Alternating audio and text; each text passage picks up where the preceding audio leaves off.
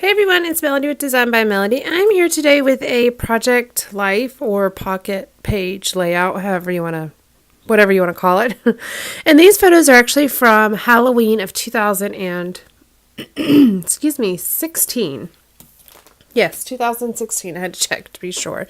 So I thought it'd be interesting today to share with you how I will go about using the themed supplies that I pulled out during my reorganization that I did earlier this month.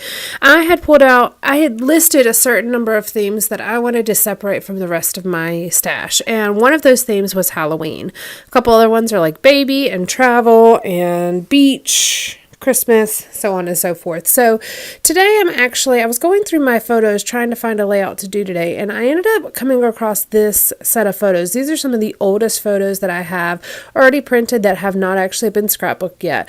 And I only had one Halloween layout in there, but there was one Halloween layout that I just hadn't done yet. So I went ahead and went into my ottoman where I keep all of the themed supplies that I pulled out, and pulled out the bag with the Halloween supplies, and then also pulled out the little 4x6 box where I keep the Halloween supplies as well. And I thought it would just be fun to go ahead and get these scrapbooked today. And so it's super easy. This happens to be one of the themes where I do have a lot of papers. Well, not a lot, probably 10 or so papers, 12x12 papers, as well as a handful of cards. And as you can see, I'm just kind of going through everything. The very first thing I did was take it all out and put it on my desk. And then I'm just going through them, just as I would if it were a regular stash kit or a pre-made kit. I'm just kind of sorting through. First, I kind of sort through my cards. Depending on if a certain embellishment catches my attention, I may go ahead and lay it down. I'm looking through the scraps. Since I have worked with these products before, I already had scraps in the little bag as well. So I'm looking at those scraps to see if there's any way I can incorporate a couple of those. And then I am just kind of going through. It's kind of a very similar process. It's just instead of using a stash kit or a pre-made kit, I'm using all of the theme supplies that I had together. Now, my theme supplies are not super overly themed. So, like, obviously that Halloween card is at the top. But I also have like this lined card that says "This Year We" with some stars, which doesn't say Halloween. I also have, the orange and the green pattern papers, but those are not necessarily just Halloween. But it all coordinates together. I kept packs of things together for the most part. So if I had a pack of Halloween die cuts, I put them all in there together, but there may also be, leaf die cuts or pumpkin die cuts, which could be also other fall related layouts. So I thought it'd be nice to kind of show you how I work with these products. Now, if it were a set of products, like maybe say Easter, where I don't think I actually have any papers, I just have embellishments and maybe a few cards here or there, I would incorporate those themed products with the stash kit or the pre-made kit that I'm working with at the time. We're probably going to run into that soon whenever I get to the July 4th photos that I wanted to scrapbook. I do have a good many July 4th cards, but I don't think I have any. Well, I have only a few July 4th papers, but I don't think I really have enough supplies in that themed category to actually do a full layout with that particular set of products. So I will have to incorporate it with whatever kit I'm working with at the time. But it'll be super simple just to have those supplies out on my desk while I'm working with the kit that I'm working with. Just incorporating those as well, just to have a few of those themed products mixed into the products that I'm using so I can incorporate them into the page. I've got a lot going on the screen right now. I just kind of laid everything out, and then I'm going to go ahead and take a moment here and just get the cards trimmed down in the 3x4 pockets and kind of get everything set how I want to. This is 2016, which is where I'm still using the rounded corners. So you're going to see those cards trimmed here in just a second with the rounded corners. And then also had to cut that 4x6 card that's in the two left 3x4 pockets in half so that it'll fit into the pockets. Since those two photos are basically the same photo, just one is closer than the other one, he's got a different look on his face and he's kind of posing slightly different, but essentially it's the same photo. I am using one 4x6 card to span across those two pockets just to kind of keep it consistent looking. And then I'm also going to use that die cut that says cute costume because this was his costume.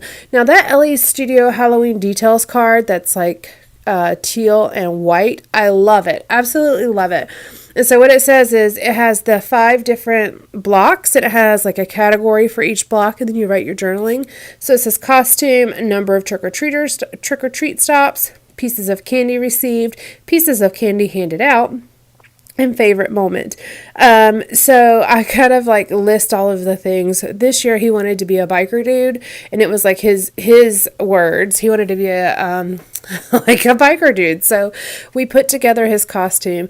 I like to make his costumes. Now, sometimes I'll do store-bought costumes. Like this last year, he wanted to be Black Panther, but I couldn't find a store-bought costume that fit him.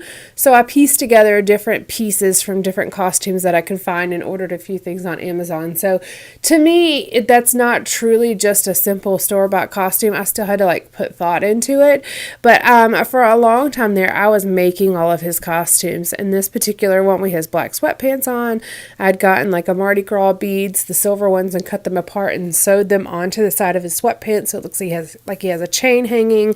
But I also wanted to make sure, so the weather here in North Carolina is super unpredictable for Halloween. It could be super cold or it could be super warm. We've even had years where we may do a Halloween festival a few days before Halloween and then actually have Halloween. So he'll get multi-use out of his costume. But I've had like one year where at the festival he had to wear, he was dressed up as a basketball player. He was wearing basketball shorts, and that was fine. We just put like a long sleeve shirt under the jersey.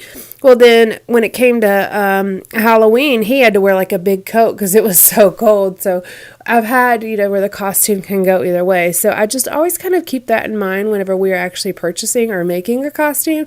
Has to be flexible. So this particular one, the black sweatpants totally worked. And then he's wearing just a black t-shirt that I had sewn some patches on the sides to.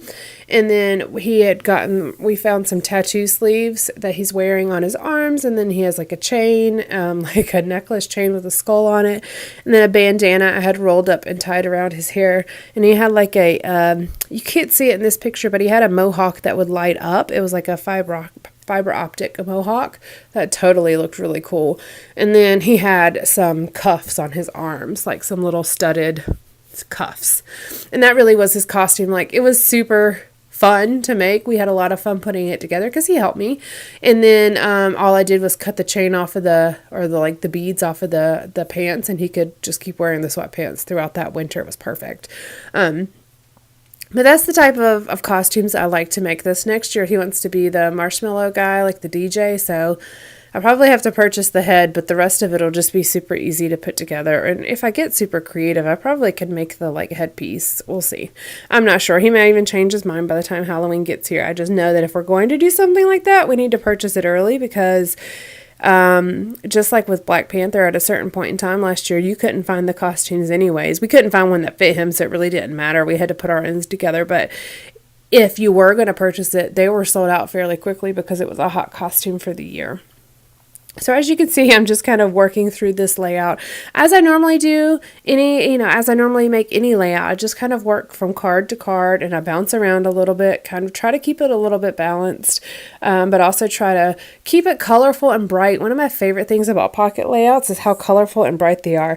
I like my 12 by 12 layouts to be kind of simple, but pretty, I guess, or playful. But I really like how bright and colorful you can really make a pocket layout. I just think it's so much fun. I think it's because you have so many different pockets, you can really just, incorporate a lot of different colors and a lot of different papers, not even having to layer them, just going from one pocket to the next, having so many different colors and papers.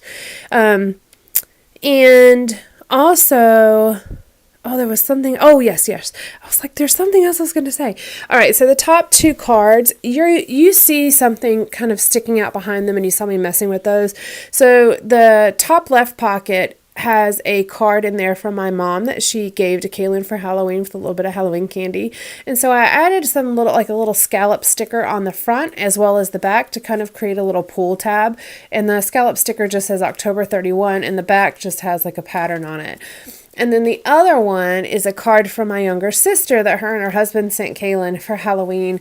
So I just added a little October afternoon tab that said treats on it, and it's just kind of sticking out of the top. Now you could still see the blue card on that one, but that's okay because a lot of the costumes in the bottom 2 photos have blue on it.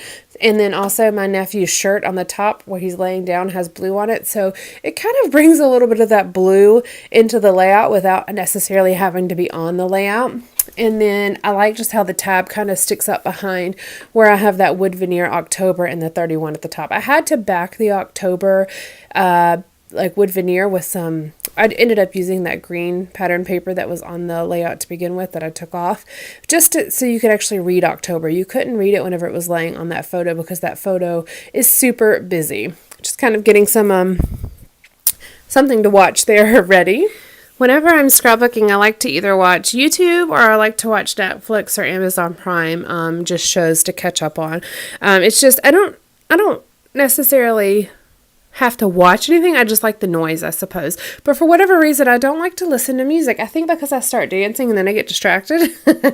And then I don't know, the layout takes forever. So funny enough though, when I watch shows, it doesn't really take that long unless it's super, suspenseful or super exciting and I get super distracted.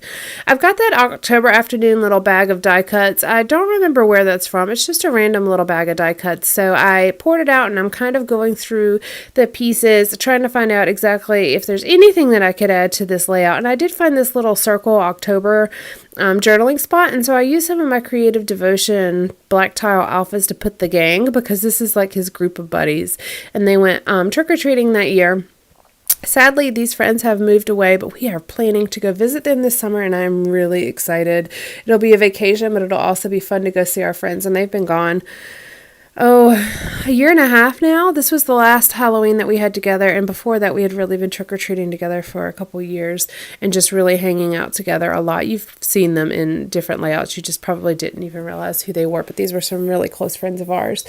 And then I'm just looking through the rest of the supplies to see if there's anything else to add. I wanted to add something on this photo of Ernest and I, and then our friend Mike up kind of in the middle on the right, and I found this like puffy sticker that said beware, what does it say? Beware of mischief or something like that, because these dudes are funny and trouble. The previous year they actually didn't go trick-or-treating with us. They were both busy and just my friend Heather and I took the kids.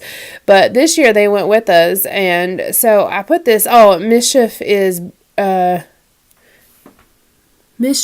brewing. That's what it says. Beware, mischief is brewing. But it was super yellow. Super orange and black. And I just felt like it stood out too much because the rest of the layout wasn't so orange and black. And with that card being orange, I either could have changed the card, which in hindsight, that probably would have been a better option because I really like the saying on this sticker. But I end up finding a little die cut that says, watch out for spooks. But I looked through all the papers first to see if there was anything that would look nice layered under this little sticker or something like that. And then I end up not finding anything. So I just go with this, watch out for spooks. And that kind of breaks up a little bit of the orange. It's still very orange, but it breaks it up just a tad. And it brings in a different kind of shade of that teal that is also on that Halloween details card. Just looking one more time through the supplies that I have to see if there's anything else I want to add. I had all these word stickers, and they actually can make phrases when you piece them together. It's from Authentique, I believe, a couple years ago. But I wasn't being creative enough, I guess, and I couldn't make a sentence out of it. So I'm just going to stick with this one that says, watch out for the spooks. I cut off the little speech bubble piece of it and just have it as a square die cut, and I'm going to layer it right on top of that card, and then that will finish out this layout. I hope you guys have enjoyed this today. Just an opportunity to see how I am using my themed products that I separated from the rest of my stash. Let me know if you have any questions, and I'll be back soon with something more. Bye!